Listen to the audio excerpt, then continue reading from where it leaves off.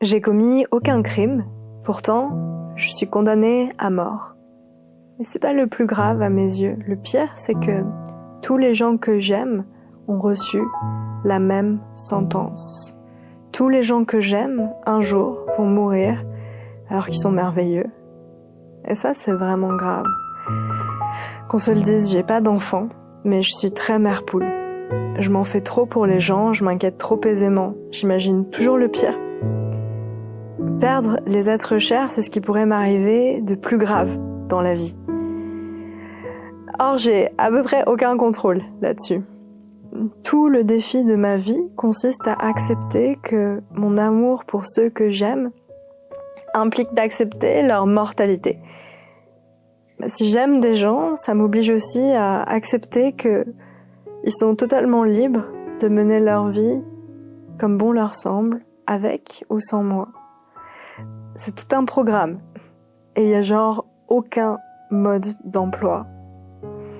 J'ai 30 ans et c'est l'âge où on réfléchit sérieusement à se reproduire ou non quand on est une femme. Et je me suis posé 18 millions de questions.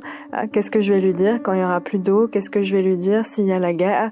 Qu'est-ce que je réponds quand il me parlera des souffrances politiques, économiques, sociales, matérielles, humaines, écologiques, auxquelles sont soumises tant de formes de vie? Qu'est-ce que je vais répondre? S'il me demande c'est quoi le sens de la vie? Pourquoi on s'inflige tout ça? Qu'est-ce que je vais dire? Je sais pas. Je vais sûrement improviser grave, mais ça ressemblera à quelque chose comme ça. Je crois que je dirais un truc du genre, je pense qu'il y a une beauté intrinsèque à la vie qui vaut le coup, que j'ai envie de protéger. Par exemple, ce matin dans le métro, il y a une petite fille qui a commencé un concours de grimaces avec moi. Elle a gagné, mais je me suis bien défendue. Je trouve ça important. Je veux prendre soin de ces éclats furtifs où la douceur peut naître complètement innocemment. Je trouve que ça contribue à du gagnant-gagnant pour beaucoup de formes de vie. Je trouve que si la vie en vaut le coup, c'est grâce à tout ça, à tous ces jeux à somme non nulle, toute cette affection, la curiosité, la beauté, l'improvisation, l'intelligence, l'esprit. Ça, je trouve que ça vaut le coup qu'on le protège, qu'on le cultive, qu'on le laisse fleurir. Par exemple, tu vois, il y a quelques mois, j'ai observé un concerto muet d'éclairs. Il n'y avait pas de son, il n'y avait pas le son de l'orage, simplement l'image de la foudre qui transperçait le ciel partout pendant une demi-heure.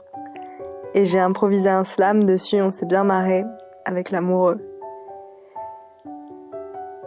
Autre exemple, chaque semaine, il y a au moins une personne qui me dit que mes cours de yoga, ou Wim Hof, ou mes vidéos, ou mes lettres ont libéré un tas de confiance, de joie dans sa vie, comme une révolution. Et je comprends pas de quoi ça vient, ni de quoi la personne parle vraiment, ni comment j'y serais pour quelque chose, mais c'est si sincère et c'est si gentil que bien sûr que ça illumine ma journée. Le plus grand sel de la terre pour moi, le plus grand sel de la terre, c'est tous les matins quand mon mari me couvre de bisous pour me réveiller et tous les soirs aussi pour dormir.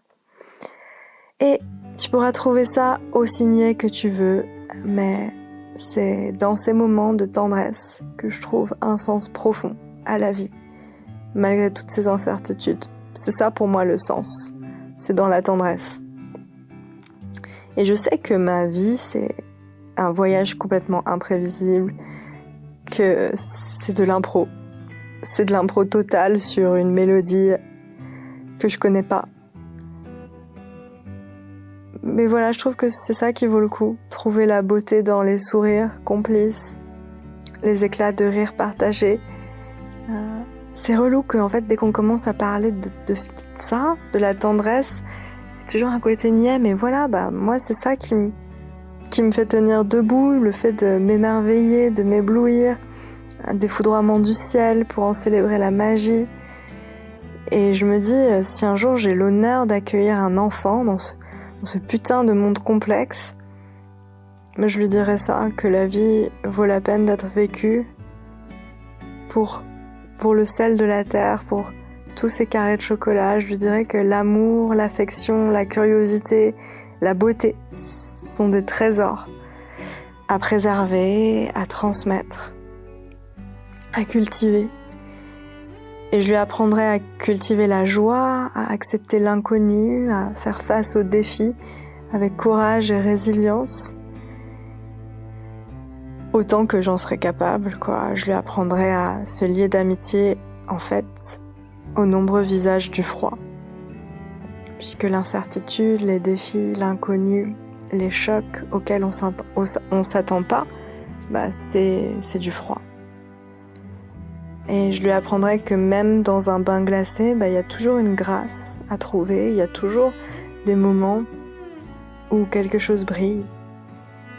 Il y a toujours quelque chose à prendre de cette personne qui t'a quitté, il y a toujours quelque chose qui permet de grandir dans cette altercation que tu as eue avec tel être cher. Bien sûr, j'ai plein de questions sans réponse et j'aurai jamais de réponse et c'est comme ça. Et malgré toutes ces questions, malgré toutes les craintes pour l'avenir, ce qui me fait tenir debout, c'est de savoir que je peux créer plein de sens quand je donne de l'amour, quand j'en reçois, quand je vis de tout cœur, quand je protège la beauté fragile que je vois autour de moi. Et c'est ce sens de l'autre, ce sens du lien qu'il est question de cultiver dans la méthode Wim Hof. C'est ce sens du lien, ce sens de l'autre qui permet de tenir chaud. Quand on est dans un bain glacé, c'est ce sens de l'autre, ce sens du lien qu'il s'agit de reproduire la prochaine fois que tu auras envie de te trucider, je sais pas, tes collègues, tes enfants, tes amis, tes proches. Parce que si tu arrives à prendre 45 minutes de bain glacé, si moi j'arrive à prendre 45 minutes de bain glacé, mais que nos cœurs se défoulent sur ceux qu'on dit aimer le plus au monde, alors franchement, en fait ça sert à quoi ? Donc c'est ça ma proposition, viens apprendre comment la méthode Wim Hof peut se réverbérer à plein de niveaux de ta vie, comment ton souffle, ton mental et tes expositions au froid peuvent se réverbérer à plein de niveaux de ta vie. Parce que bien plus que de prendre un bain glacé, la méthode Wim Hof, ça permet de traverser toutes les douches froides de ton quotidien avec plus de chaleur. Et si tu veux plus de détails, rejoins la lettre, le lien est dans la description. Voilà, c'était les foudres muettes et les esperluettes d'Hélène Youssefi. Prends grand soin de toi, passe une très belle journée, prends soin de tes proches et au plaisir.